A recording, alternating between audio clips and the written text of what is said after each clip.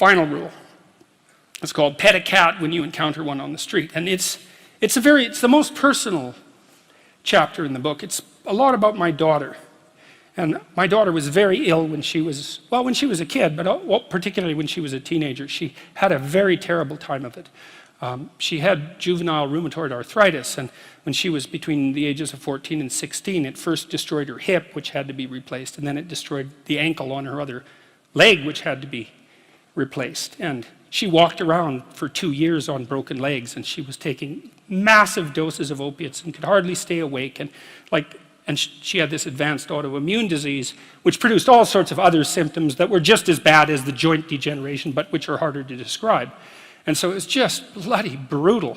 You know, and as a test of your faith, there's almost nothing that's more direct than a serious illness inflicted upon an innocent child, right? And so the chapter's a meditation on that, and also on, well, what to do in a situation like that, because everyone is going to have a situation like that in some sense, you know, because you'll be faced with illness in the people that you love and in crisis. And so it's a practical guide to coping with those sorts of things. Like, and one of the things you do when you're overwhelmed by crisis is you shorten your time frame.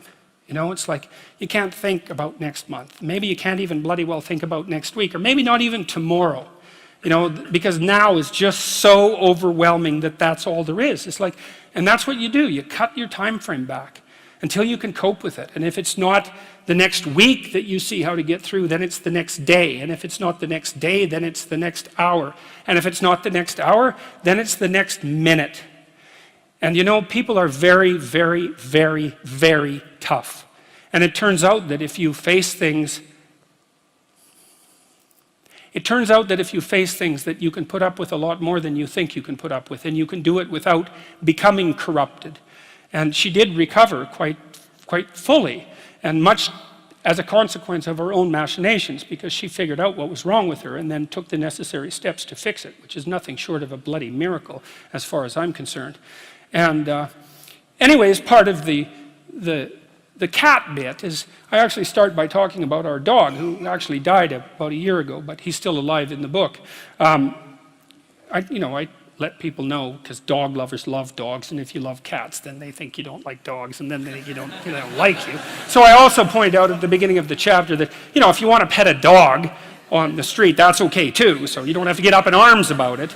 But the idea is that, you know, you have to be alert when you're suffering. You have to be alert to the beauty in life, the unexpected beauty in life. And that's kind of what I was trying to get across with the idea of the cat. There's this cat that lives across the street from us called Ginger, and Ginger's a Siamese cat. And cats really aren't domesticated, technically speaking. They're still wild animals, but they kind of like people.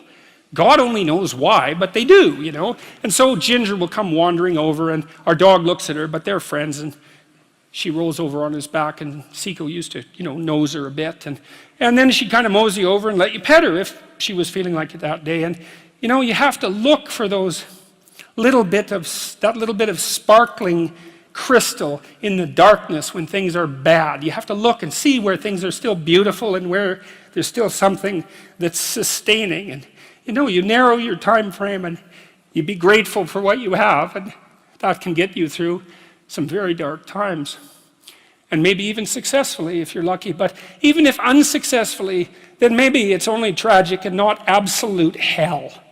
And you can do that, you know, in the worst situation. You can make it only tragic and not hell. And there's a big gap between tragedy and hell. You know, there's nothing worse at a deathbed than to see the people there fighting.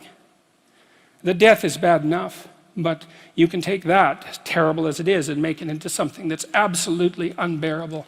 And maybe I think, and this is sort of what I closed the book with, is this idea is that if we didn't all attempt to make terrible things even worse than they are, then maybe we could tolerate the terrible things that we have to put up with in order to exist. And maybe we could make the world into a better place, you know? And it's what we should be doing and what we could be doing, because we don't have anything better to do.